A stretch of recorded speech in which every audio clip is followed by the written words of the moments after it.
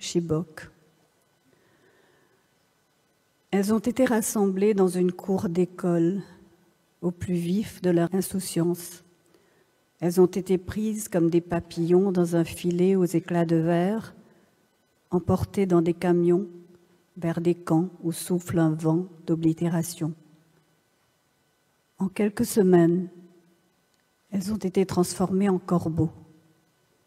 Comment transforme-t-on des papillons en corbeaux? Est-ce seulement possible? Ils ne sont même pas de la même espèce. Mais si, c'est simple. En leur décollant les ailes, en décapant à l'acide leurs belles couleurs, en effaçant leur rire à coups de machette, en cousant un suaire de leur peau.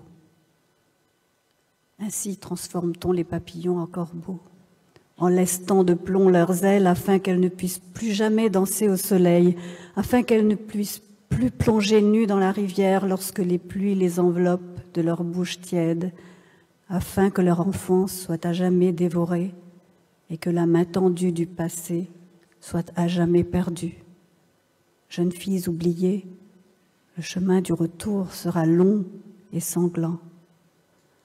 Un instant ressuscité par le tapage virtuel, grande révolte, vaste supercherie, tout le monde en parle, jusqu'à ce que tout le monde les taise. Passons à autre chose, on les a assez vus. Les hashtags, affreux vocables de l'impermanence, du temporaire, de l'insignifiance, du stérile, brandis sur tous les fronts, ont fait croire à la compassion du monde, y compris des plus puissants. Qu'en est-il aujourd'hui? Où sont-elles?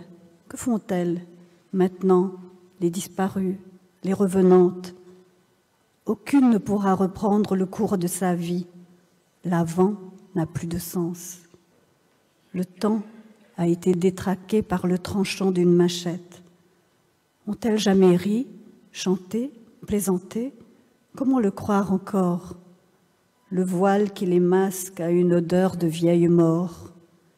L'empreinte des massacres les macule. Ce qu'ils ont réussi surtout, ce qui les ont prises, c'est de tuer définitivement leur rire.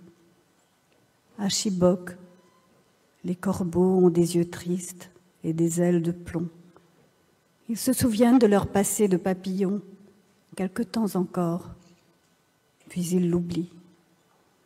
Les jeunes filles de noir vêtues, aux sens abîmés, se glissent d'ombre en ombre, car chaque regard croisé leur rappelle qu'elles ne sont qu'un corps et rien d'autre. Imaginons un instant leur vie d'avant, ces filles au regard libre, aux chants qui fusent dans la nuit, aux rêves qui font trembler leur corps et mouillent leurs sens. Elles ne menaçaient personne, suivaient leur route tranquille, écoutaient glisser le temps. Puis vient le bruit des moteurs, des cris mâles et des fusils d'assaut. Les rêves et leurs fictions se taisent.